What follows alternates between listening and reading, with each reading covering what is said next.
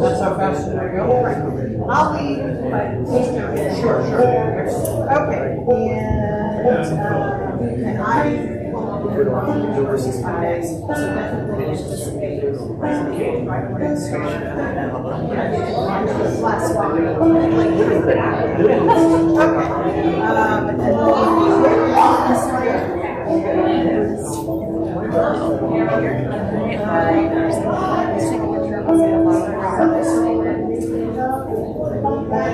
We do, yeah, we can.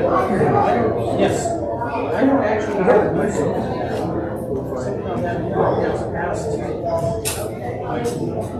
We know.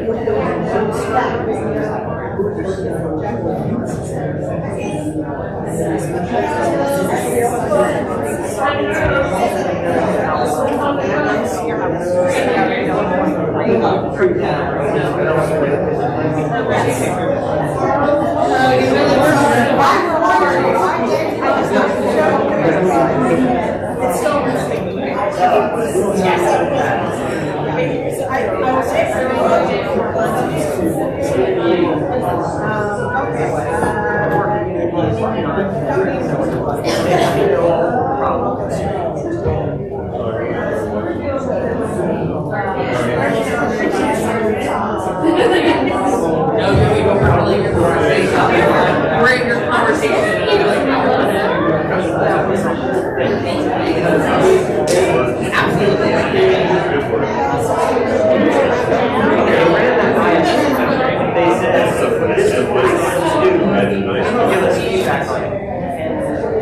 Everybody said don't do that.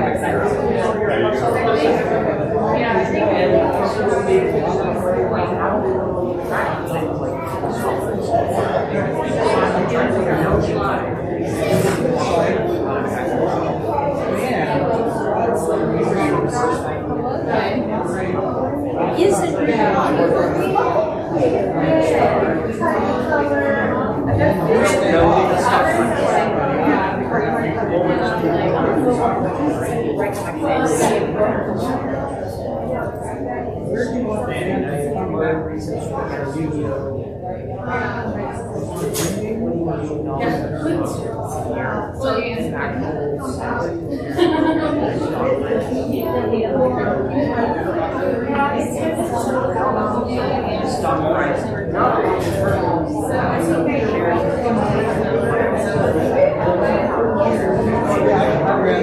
It's literally almost 3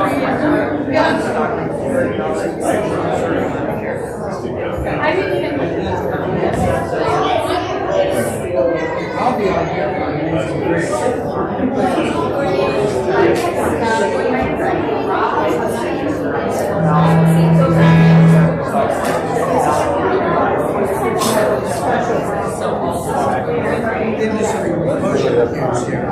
Obviously, everybody starts out, and then after the prelude, you're not going to sing things, which is fine. And you take off. The theme hymn is where we become. Are we going? When that happens, on there'll be space after it. You don't want to be moving during the things between that and when we do sign the tongues. So they do come up at the end of No, well, you can move during where do we come from. Which you want them to come up before time? No, I said was 1 o'clock. You can move up the stage during where do we come from. Okay? And at the end, again, you can move on child's extinguishing or on Amazing Grace. We'll have it back to back. So your Amazing Grace, and your where do we come from.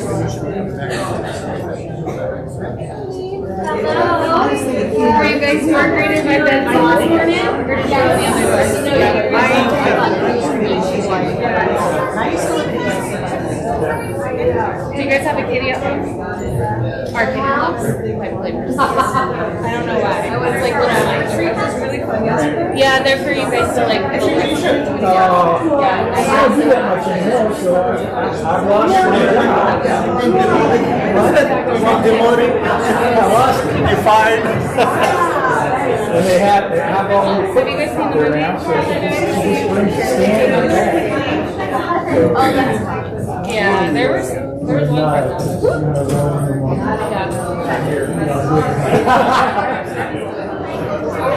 Oh, there's like. I used to, I mean, Gold Star. I'll never be your beast and burden. And I was so wrong. What do you do? I don't know. Yeah, I'm not sure. I'm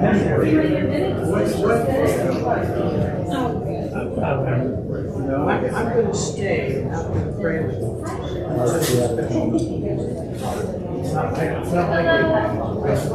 I'm not ready. I can be ready on You don't need to keep your fruit set.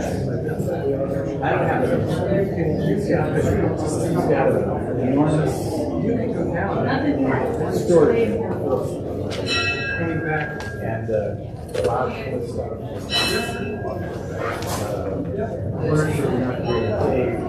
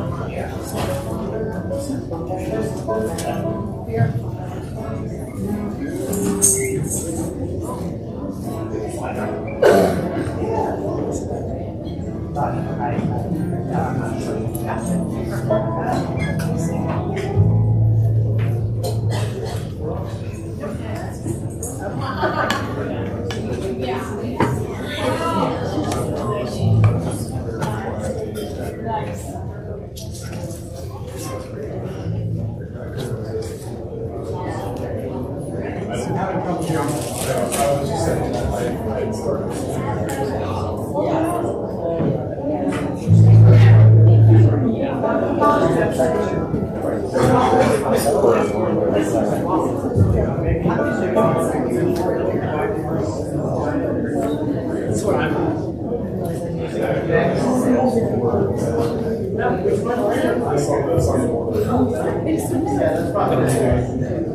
I'm Jeff.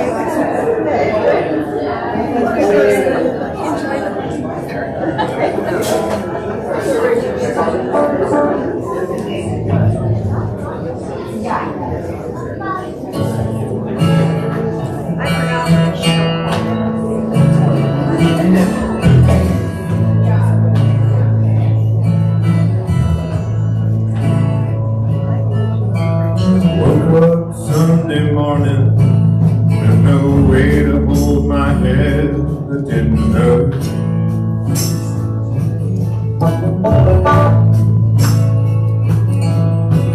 Beer I had for breakfast wasn't bad, so I had one more for dessert.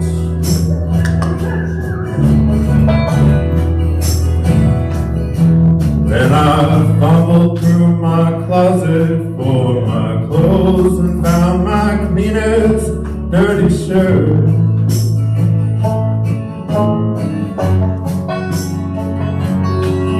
And I shaved my face and combed my hair, stumbled down the stairs to meet the day.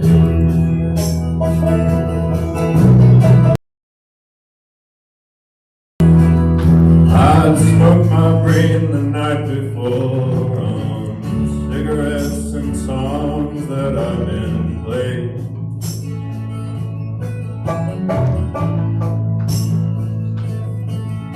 But I lit my first and watched a small kid cussing at a can that he was kicking.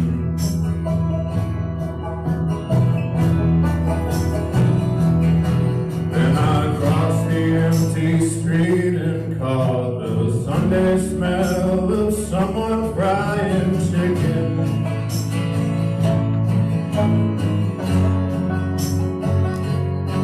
And it took me back to something that I lost somehow, somewhere along the way. On the Sunday morning sidewalks, wishing Lord that I was stoned. 'Cause there's something in Sunday makes the body feel alone. And there's nothing short of lying half as lonesome as the sound on the sleeping city sidewalk. Sunday morning coming down.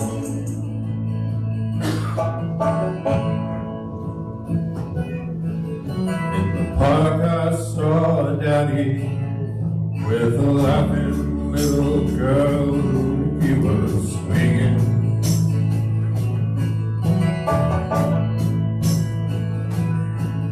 And I stopped beside a Sunday school and listened to the song that they were singing.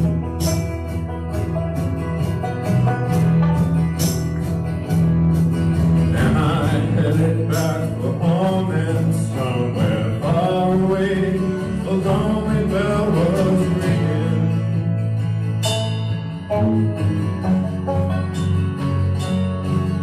And it echoed through the canyon like the disappearing dreams of yesterday. On the Sunday morning sidewalks, wishing Lord that I was stoned. 'Cause there's something in a Sunday makes the body feel alone. There's nothing short of dying half as lonesome as the sound on the sleeping city sidewalk. Sunday morning coming down.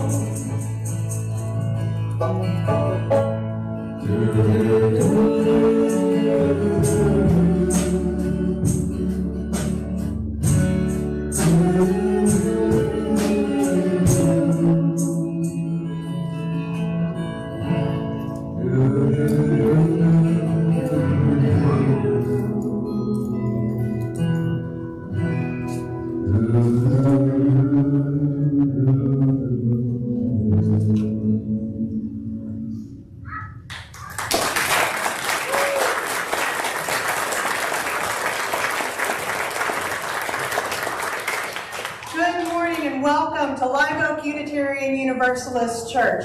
My name is Reverend Joanna, and my pronouns are she, her. If you're wondering, well, that's kind of a strange song to start a Sunday service with. I've always longed for us to have an excuse to do it, and today is that day. That song is from the movie Project Hail Mary. You're going to hear other songs that are from that movie as well. Let me tell you right now, I'm going to give you permission to leave before the service is over, because when I get to the sermon, there's going to be some major spoilers. I've been warning, my people have been warning y'all this for a month. So, when you hear the Harry Styles song, Sign of the Times, if you don't want any spoilers, well, that's your time to go out and get a cup of coffee, go sit in the library, join us afterwards. This is an intentional intergenerational village where we share our lives with each other and we work together to become the people we have always wanted to be and to build the world we've always wanted to live in. Whoever you are, wherever you are on life's journey, however you identify, whatever it is you believe, whomever you love, all who are welcoming are welcome here. And it is so good to be here together this morning. So let's sing. I invite you to rise either in body or in spirit for Bright Morning Star Rising. We're going to do this one a cappella.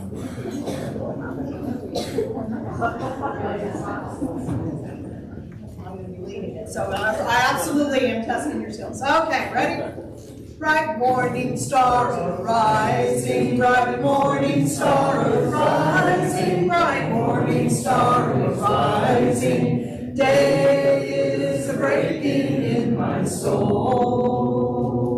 Rise up from morning slumber, rise up from morning slumber, rise up from morning slumber. Day is breaking in my soul. Rise up and hear your calling, rise up and hear your calling, rise up and hear your calling. Day is breaking in my soul. Oh, lift your voice to heaven, oh, lift your voice to heaven, oh, lift your voice to heaven. Day is breaking in my soul. We'll sing out loud for justice, we'll sing out loud for justice, we'll sing out loud for justice. Day is breaking in my soul. We'll build this faith together, we'll build this faith together, we'll build this faith together. Day is breaking in my soul.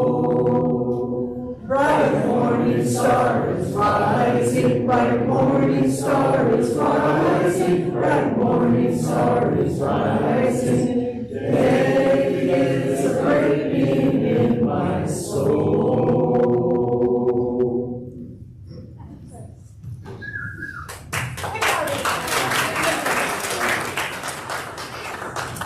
Today, our chalice is being lit by Amelia.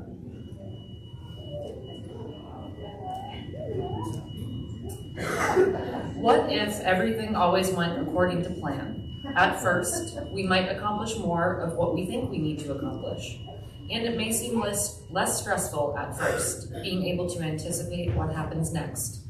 But after a certain amount of time, and that amount would vary from person to person, the once comfortable predictability would become less comfortable and, well, boring.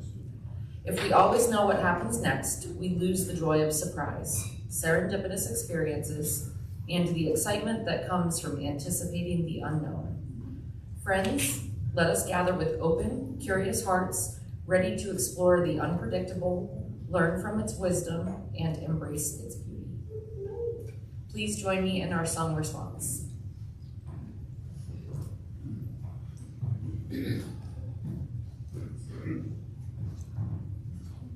Keep it in acapella, church. Break on the circle of enabling world, where people grow forgiven and forgiving. Break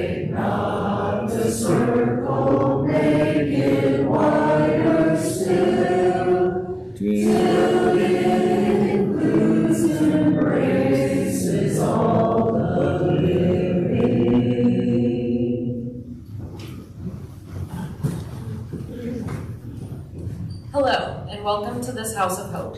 My name is Jackie West, and I use she, her pronouns. I love this church because of the opportunity to create relationships, so I enjoy small group meetings like journey circles, soulful parenting, and the church ladies' lunch. I'd like to give a special welcome to anyone visiting us for the first time. I encourage you to stop by the table in our welcome center where we can give you a little goodie bag, get you signed up for our weekly email bulletin, and answer any questions you may have. After the service, stick around for a few minutes, have some coffee. We'd love to get to know you. And today you have the opportunity to learn more about Live Oak. After the service, there will be an exploring membership class from 12:15 to 1:30 in room 106. The beautiful flowers on our chancel today are from Amanda and Katie Marino Kyle in celebration of 2 milestones this week. Their 6th wedding anniversary and Katie's 5th anniversary of being in remission and officially cancer-free.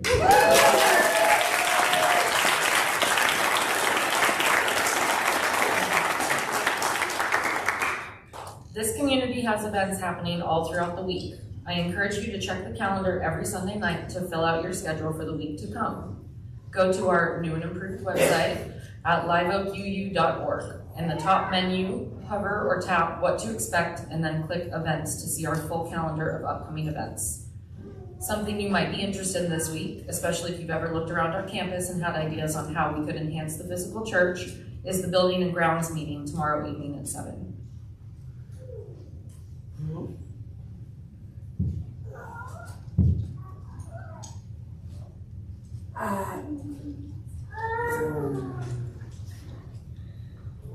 Unitarian Universalism is a grand vision of a world filled with peace and justice, love and joy. That vision is embodied in a few large congregations, numerous mid-sized congregations, and many, many small congregations. No matter its size, every congregation depends on each of its members. Each one of you, by your commitment of time, energy, and resources, helps make that grand vision real. Individually and together, we are Unitarian Universalists, building a world filled with peace and justice, love and joy. And now an offering will be taken to sustain the work of this church.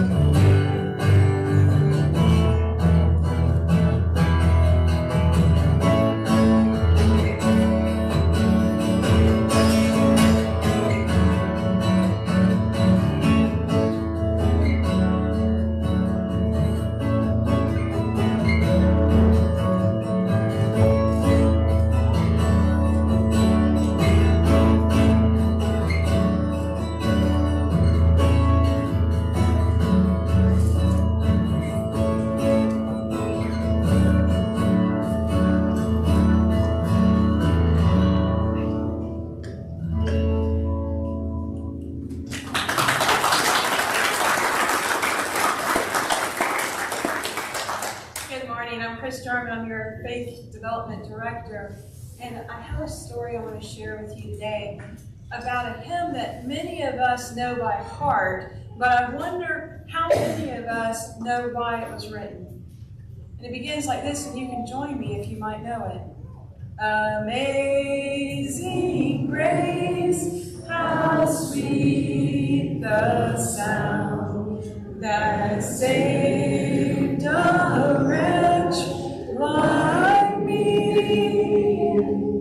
I once was lost, and now I'm found. Was blind, but now I see. Those words were written by a man named John Newton. John Newton became a minister, a hymn writer, and later someone who spoke out against slavery. But he didn't start out that way. As a young man, John got into all sorts of trouble, some might call debauchery.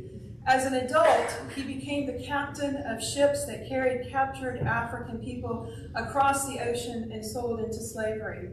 The system of slavery caused terrible suffering and treated human beings as property instead of as people. One day at sea, Newton's ship was caught in a terrible storm. The waves crashed over the deck, and the ship nearly sank. But it didn't. Newton thought he might die. And he began to pray. He prayed and he prayed and he prayed, and he kept asking to be able to survive this storm and to be able to do more things with his life. And from that day forward, he called that day his conversion. Because the ship was saved, he was saved. And he said, I was converted. In that frightening moment, as the storm passed and everything survived, some people tell the story like it was a lightning bolt that struck and he instantly became a completely different person. But really, change is usually slower than that. After the storm, Newton continued as a slave ship captain until his health caused him to move ashore. And there, over time, he began to think differently. He began to think more deeply about his life, and he began to question what he had done. He began to see the people he had once treated as cargo as fully human. People with families, with dreams, fears, and hopes, just like himself, just like you. And he became a powerful voice for ending the British slave trade. So what is this amazing grace that he was singing about? As Unitarian Universalists, we may understand grace in different ways. Grace can be a friend who forgives us, a teacher who believes in us, the wisdom that helps us to see something we haven't seen before, the courage to tell the truth, the love that invites us to become our best selves. Listen to these words. I once was lost, but now I'm found. Was blind, but now I see. When Newton wrote that, he wasn't talking about getting lost in the woods. He was talking about being lost inside of himself. He had been blind to the suffering that he helped create. Then little by little, he began to see. And that brings us to another important idea, free will. Free will means that we get to make choices.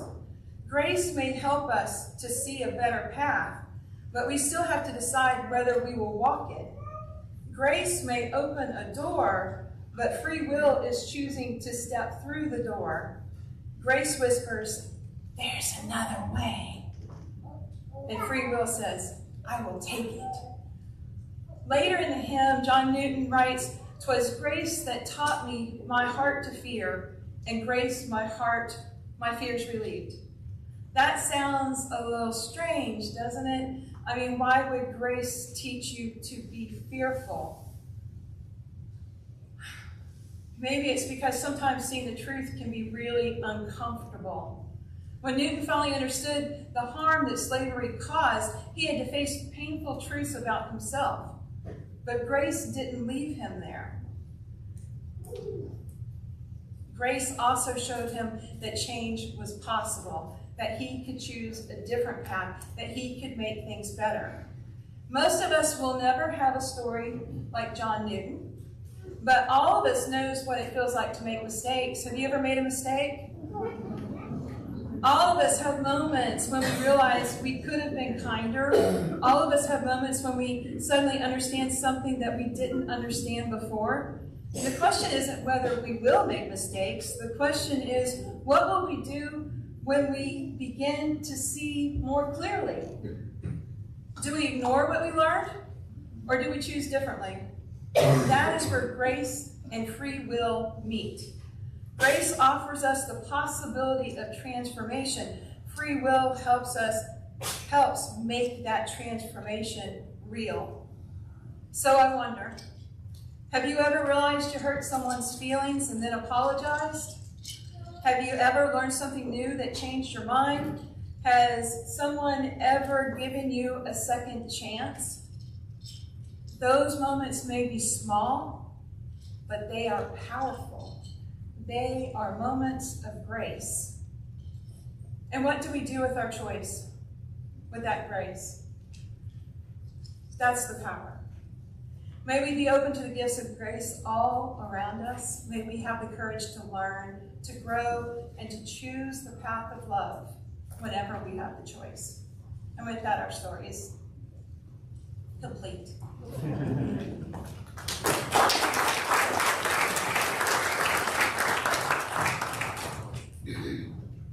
Please rise for our theme hymn, number 1003, Where Do We Come From?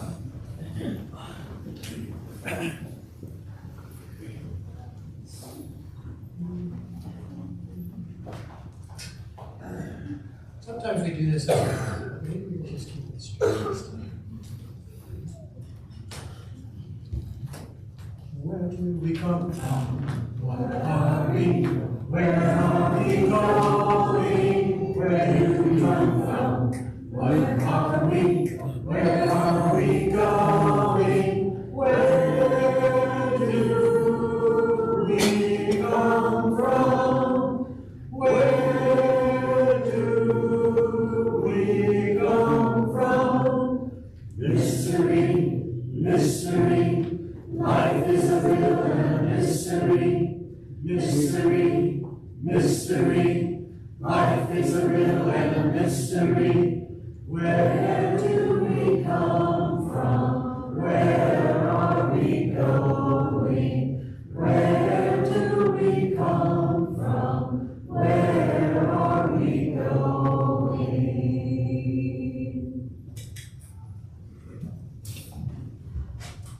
Our reading today is in the form of a video.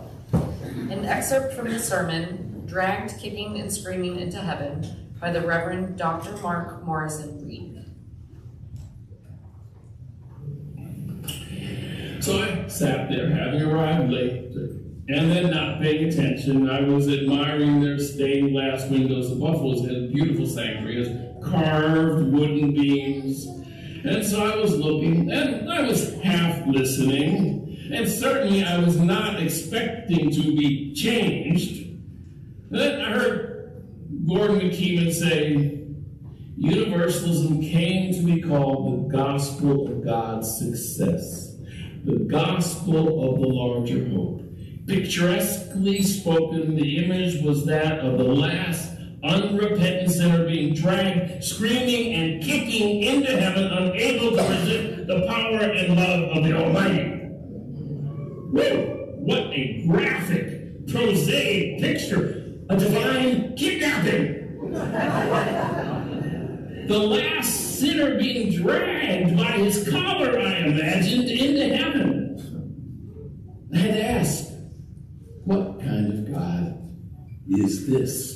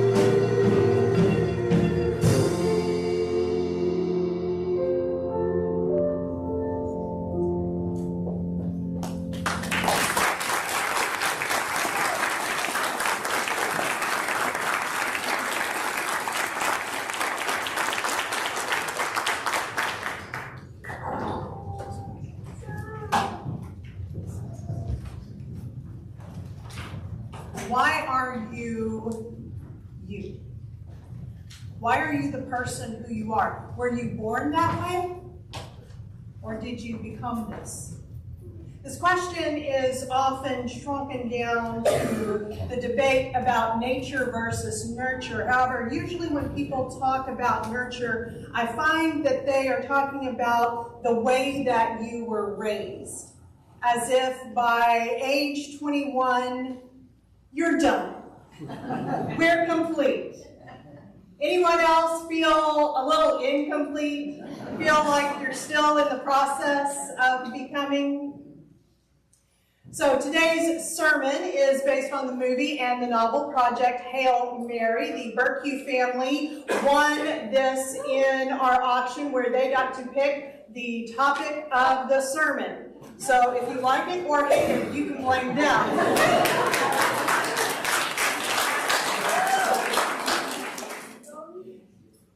In the movie, it begins with a man waking up and he doesn't know who he is. Like literally, he doesn't even know his own name. He doesn't know where he is. He doesn't know why he is there. He still retains skills, and that starts giving him some clues. He's like, okay, I know how to do this. I must be some kind of a scientist. Very slowly, he starts having flashbacks and remembering who he is, augmented with him looking around and figuring out he's on a spaceship and not even in his own solar system. He can't see Earth or anything. And so then he starts remembering. His name, he remembers, is Ryland Grace, Dr. Ryland Grace. He was a scientist who left academia after an idea that he had about what was necessary for life on other planets after it was absolutely ridiculed. So he leaves academia and he becomes a middle school science teacher. And it is there that he meets Eva Strack, who comes to him and explains that he is needed, that this idea that he had perhaps can shed some light on what is now a very fast-moving existential crisis for the Earth. There is this thing called the Petrova line. And it extends from the sun to Venus. They're not sure what it is, but what they can tell is that the sun is rapidly losing energy. And they extrapolate out, and they, especially Eva Strack, assumes that within 30 years, half of the population of the Earth will die because of the chilling of the Earth, the crop failures, famine, and the wars that will ensue because of it. So he is drafted into a group of some of the smartest people in the entire world to try and figure out what that is and what is happening. He's able to get into the lab, and they discover that it is a microbe, millions and millions of a microbe. He names it astrophage. It goes to the sun to get energy, goes to Venus to breed and multiply, and back and forth and back and forth. What the scientists can also see is that because the sun is a star, and they can see that in other star systems, this same thing is happening, except for about 12 light years away, Tau Ceti. They can see that Petrova line going from a planet to their star, but their star is not losing energy. And so they come up with Operation Hail Mary. They have no other alternatives. They are going to send on a spaceship 3 astronaut scientists to go to Tau Ceti to see if they can figure out why this is happening there. Can they learn from it? Can they save the Earth? It's a pretty powerful thing, and it's all this really tiny, tiny chance that they can even figure out what is happening, and yet the astronauts who have agreed to do this know that for them it is a one-way trip. In an interesting turn of events, the fuel that they will use is astrophage. And they can make enough fuel for the trip to Tau Ceti, but there won't be enough to come back. So these scientists are going on a suicide mission in the tiny chance that they can save the Earth. And he recalls being in awe of these astronauts and their courage. And he says to one, boy, I wasn't born with the brave gene. Very soon, back on the spaceship, he realizes, to his sorrow and his horror, that he is the only one that is still alive. The 2 other astronauts died on the trip there. He is all alone, and he still doesn't know why he is there. He is not brave. He is not an astronaut. But he sets to work. What else can you do? Trying to figure out this mystery. He is alone, but he is not alone for very long. A spaceship, another spaceship comes up, and there is an alien on it that he calls Rocky, for obvious reasons. He looks like a rock. They figure out how to communicate. And very swiftly they figure out that they are both there for the same reason. Rocky also, in his star system, the same thing is happening. And so they are both there to try and save their respective planets. And in doing all of the work, all of the science, they get to know each other. They get to develop a friendship because it is only the 2 of them.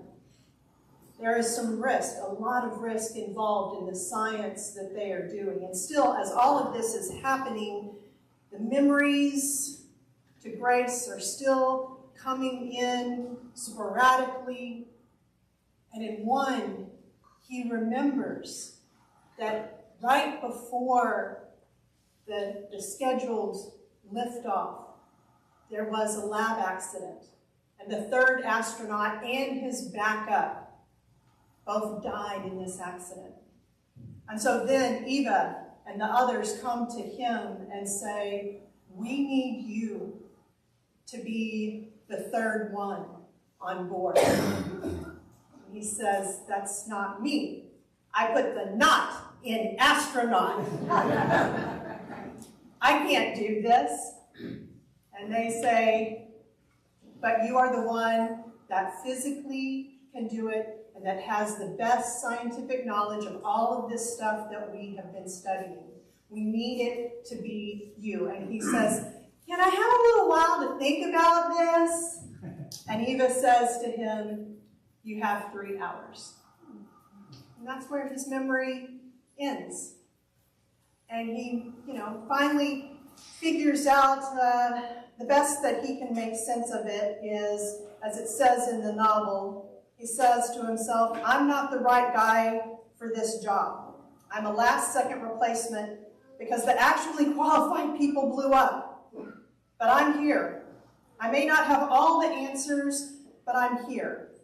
I must have volunteered, believing at the time that it was a suicide mission. Doesn't help Earth, but it's something. He and Rocky are able to go to the other planet in Tau Ceti and get samples, and what they learn is that there is life on this other planet, this planet that also has that line going back and forth from the star to this planet. But this planet, what is it that is about? What What is going on that their star is not diminishing? Oh, Rocky says, it's life. They are both scientists. They understand that the way, and we see it on Earth all the time, the way that a life is kept in balance is with having life and with having predators. There must be a predator that keeps things in balance. With a lot of risk, they are able to get samples and to identify it. Both of them nearly lose their lives. They wind up saving each other's lives in the process. When they identify this, Rocky is unconscious. Grace doesn't know, is he going to come back to life? He does all that he knows how to do to try and save him. He gets to work. He does find this other microbe, figures out that it is going to be possible to multiply it, and both of their worlds can be saved. A memory comes back to him. He had that conversation with one of the astronauts and said that he was not brave, that he does not have the brave gene. Commander Yao said, trust me, it's not a gene. You just need to find someone to be brave for. Rocky does regain consciousness and lives again. He's able to combine his engineering logic with what Grace has already figured out. They're able to figure out how to breed these microbes and put them into storage so that they can both go back home. We'll be heroes, Rocky says. And so Grace is kind of forced into admitting, no, for me, I don't get to go back home. This is a one-way trip, but it's okay. I've made my peace with it. Rocky is distraught. And they're still trying to figure out each other's language. And Rocky says, what is your word for someone who risks their life to save others? And Grace says, dumb. But then he goes over to the computer that they are using to help them communicate and types in the word brave. Rocky is distraught, and then he starts doing some math, and he says, wait, how much fuel would you need to go back to Earth? And Grace tells him, Rocky on his little hands, I don't know what you call them, says, I have enough fuel for both of us. It will mean that it will take me 6 years longer to get back to my planet, but that's okay. Grace will live. Grace refuses, oh, I can't ask you to do that. But Rocky insists. He will not take no for an answer. And at that, Grace breaks down and cries, because on some level he had not really made his peace with his upcoming death. So they do their science, they figure out how all of this is going to work. They get ready to say goodbye to each other, and it's right about that time that Grace gets the last bit of memory, the last piece of the puzzle. He does go back after the 3 hours to Eva and the other scientists, and he says, I'm sorry, but no, I just don't have it in me. I know the stakes, but my mind is made up. Now, in the novel, Eva really loses her temper. And she yells and she says, do you think I don't know you, Dr. Grace? You're a coward and you always have been. You abandoned a promising scientific career because people didn't like a paper you wrote. You retreated to the safety of children who worship you for being the cool teacher. You don't have a romantic partner in your life because that would mean you might suffer heartbreak.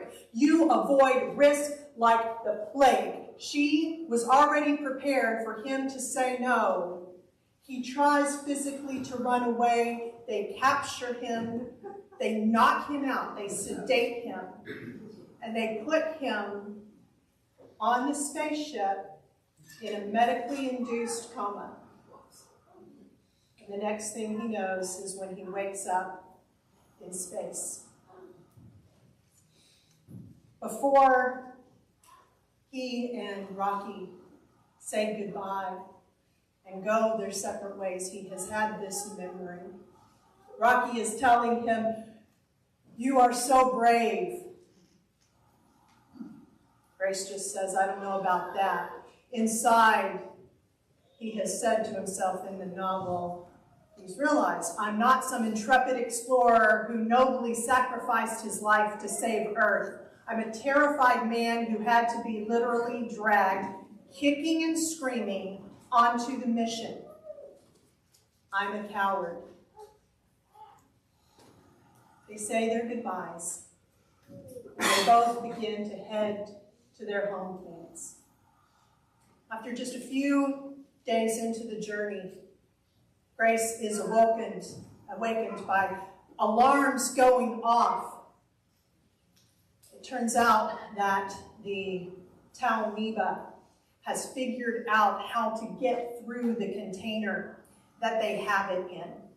Now, Grace is able to fix that and get it out of the fuel lines. So remember, the Tau amoeba eats the astrophage. The astrophage is the fuel that he needs. He's able to fix it all, put it into a different container, but he realizes that what that container was made of, Rocky's whole ship is made of. Rocky will not be able to stop this. Rocky will never be able to take this and save his planet. Rocky will die.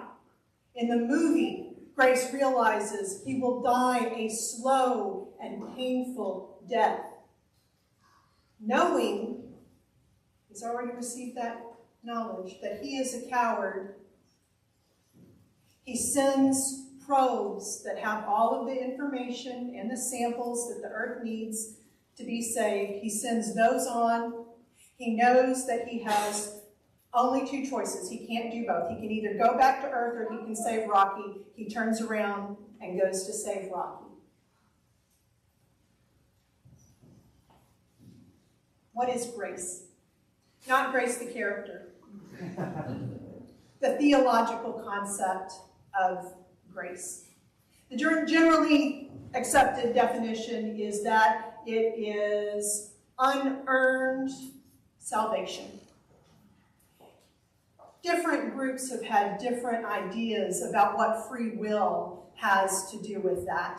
The Calvinists, now, Unitarianism and Universalism, a lot of our religion was developed in rejecting so many parts of Calvinism. Calvinism said, free will has nothing to do with it. It is already decided before you are even born who is going to be saved and who is not, who's going to heaven, who is going to hell. The Universalists, because again, the Unitarians and Universalists didn't consolidate until 1961. The Universalists, man, they resisted Calvinism on so many ways, but not this one. This was the thing where they were in agreement. They also said, yeah, we don't think that free will has anything to do with it. We think it's entirely up to God. We believe the very nature of God is love. Therefore, you get salvation, and you get salvation, and you get salvation. Everyone gets salvation. As Dr. Mark Morrison Reed said, whether you want it or not. Dragged kicking and screaming into heaven. What does salvation mean to the modern Unitarian Universalist then? If grace is unearned salvation, what does salvation mean to you? Now, I imagine if we discussed it right now, if I wasn't presenting this as a rhetorical question, however many people are in here, that's how many definitions we would have of salvation. We are a non-creedal faith. But I imagine for many of us, number one, we probably have some multiple definitions. Definitely a sense of interdependence and communal salvation, as happens in this movie, right? This is, on a very literal plane, communal salvation. But I imagine that for most of us, salvation on a personal level is about a person being able to live into the fullness of their being, of being able to become the best version of themselves. Unitarian A. Pal Davies, we don't know exactly, but sometime in like the 1940s, 1950s, he said, life is just a chance to grow a soul. So how is it that Grace, the character, what is it that causes his soul to grow? Well, for those of you who have seen the movie, let's make it not a rhetorical question. What causes Grace's soul to grow? Rocky, love, relationship, yes, and would he have even been there if the decision had not been taken out of his hands? If he had stayed on earth, would he have become that person? Doesn't seem to be any evidence that he would. J.R.R. Tolkien wrote this: a divine punishment is also a divine gift, if accepted, since its object is ultimate blessing, and the supreme inventiveness of the Creator will make punishments, that is, changes of design, produce a good not otherwise to be attained. Yes, you have still walked into a UU church. I am not promoting this idea, and yet there is something in it. Me personally, and we all get to decide our own beliefs. Me personally, I can't accept the idea of a causal force that would deliberately cause suffering, the cruelty of that, to cause suffering in order to teach lessons. But on the other hand, when I look at history, when I look at my own life, there are terrible things that have happened in my life that changed me, and changed me for the better, so that I could become more me. And a whole lot of the people that I talk to might say some of the same things. It doesn't mean that it was worth it, but there was something there, some type of growth. And so today I leave you with a question. Is salvation, is grace just the good stuff? Or is it also the bad things? The things that we have no control over. Our free will comes in with what we are going to do with those things, but not the circumstances themselves. So in the movie, since I've already spoiled it, I may as well go ahead and finish. Grace does not die. We next see him on the planet of Arid with Rocky. The scientists of Arid have been able to create a habitat for him, and Rocky says, okay, our scientists are ready to begin work on your starship, Hail Mary, to take you back to Earth. And Grace says, can I think about it? And Rocky says, yes, yes. Take a long time and think about it. And the very last scene is when Grace is getting up in front of a classroom to teach science, living in the fullness of his being in front of a class of young Iridians. I invite you.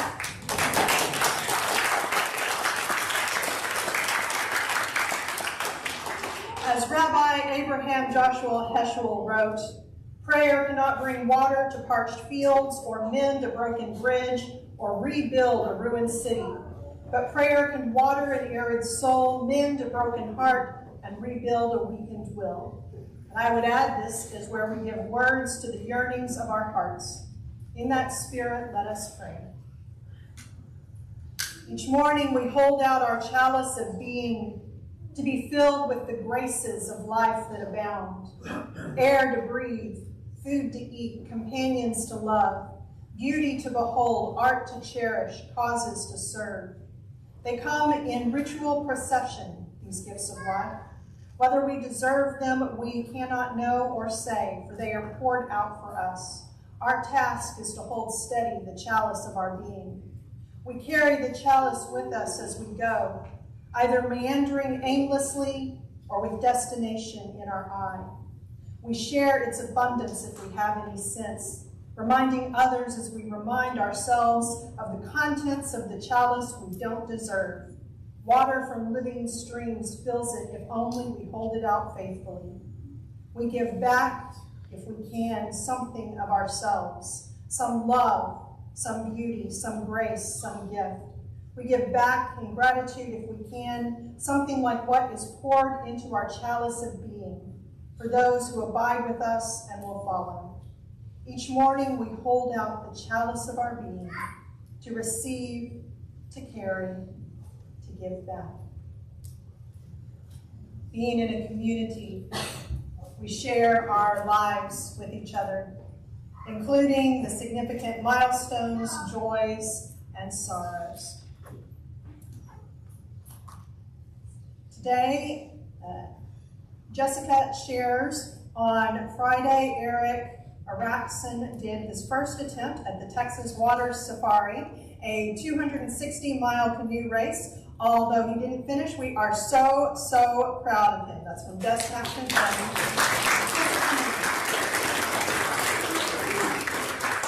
Mark Zarotny shares joy. It is my birthday.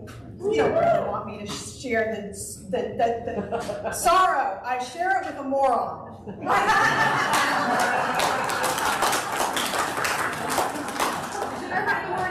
Before I had to change that.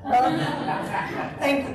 Aaron shares grateful to be spending next weekend in New York with my trans son, our first quality time together in 8 years, and seeing chess on closing night.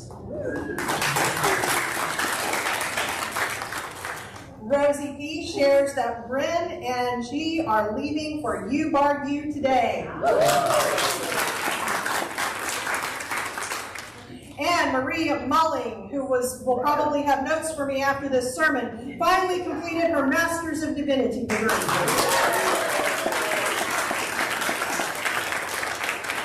May we bear witness with the concerns both expressed and silent in our hearts. Amen and blessed be. And please join me in singing.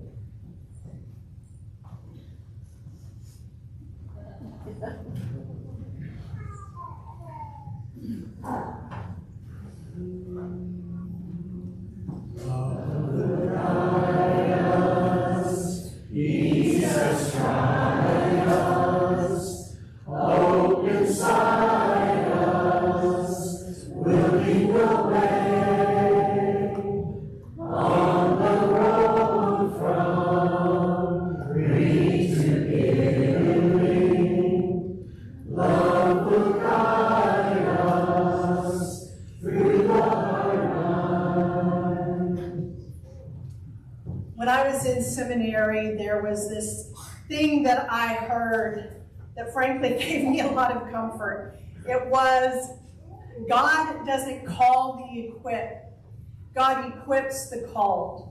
Now, for those of you who are not, the word, the concept God doesn't really do anything for you, just substitute in life. I think that it still works, right? Life doesn't call the equipped, but somehow, some way, life equips the called.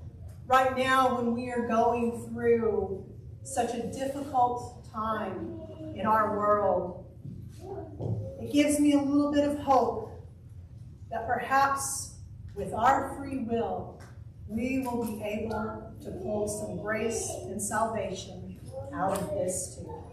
Go in peace.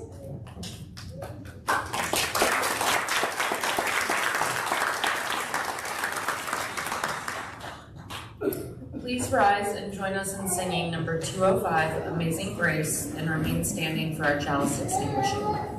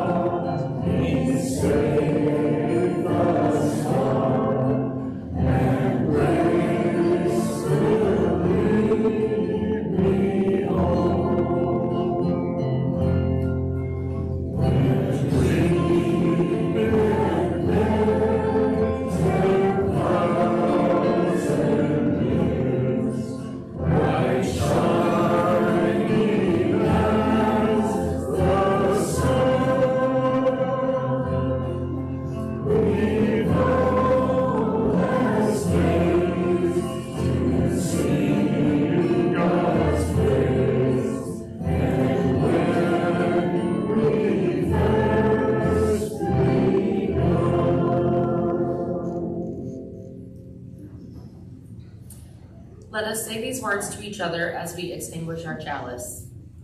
Take courage, friends. The way is often hard, the path is never clear, and the stakes are very high.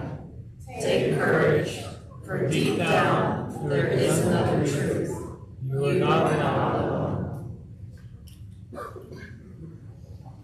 It has been a gift to be together today. Thank you to today's home team, that stands for hospitality and membership, who provided hospitality and worship and tech leadership. David on sound, Dory on live stream, and our greeters, Kristen Marie, Judy, Barbara, Larice, Mary, Charles, Rosie, and Benson. For those interested in learning more about the removal of UU as a religious designation in the military, Reverend George Tiger will be in the sanctuary here after the service to share more information and answer questions you may have. Let's continue that hospitality by spending the next 5 minutes talking with someone we don't know. Members, be sure to introduce yourself to any first-time visitors we have. They're the ones with the handwritten name tags. Table and coffee are. And may we all know the blessings of fellowship.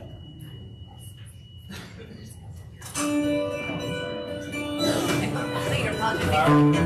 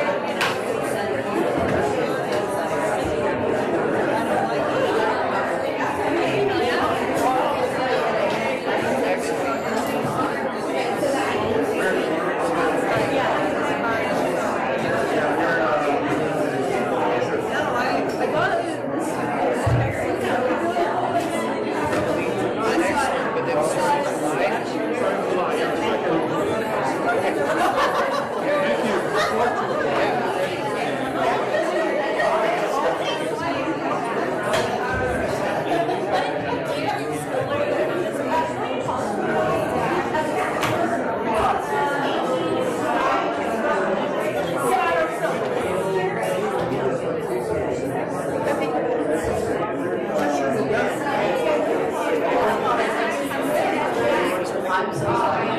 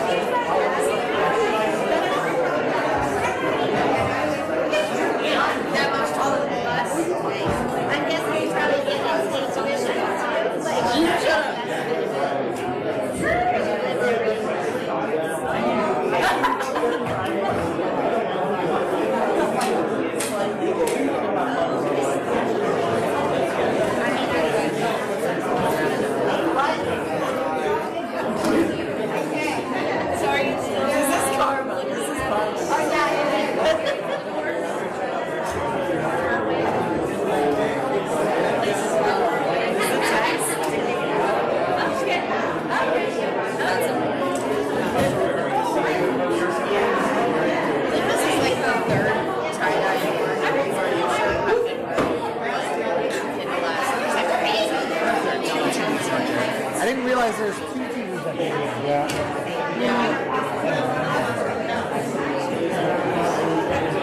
I'm so glad to be back. I don't even know if there's any. Yeah, it's nice to be able to jump in the car and start teaching them. Yeah, But it's only 4 days. if you're interested, I'll be around. Potentially, I'm not going to get it. I'm free for your once a week. Probably like during the school year. Yeah. Poor Elliot. It's an excuse for me to do Tai Chi every week. And honestly, I remember it better when I teach. Right? That makes sense. It was really good. I gotta keep a little space in there for me. Yeah. And when I don't know, a lot of other people like charge money to do it, and I don't like doing that. I think it should be like whoever wants to do it. Right. So She's like out of the hospital, don't we'll see.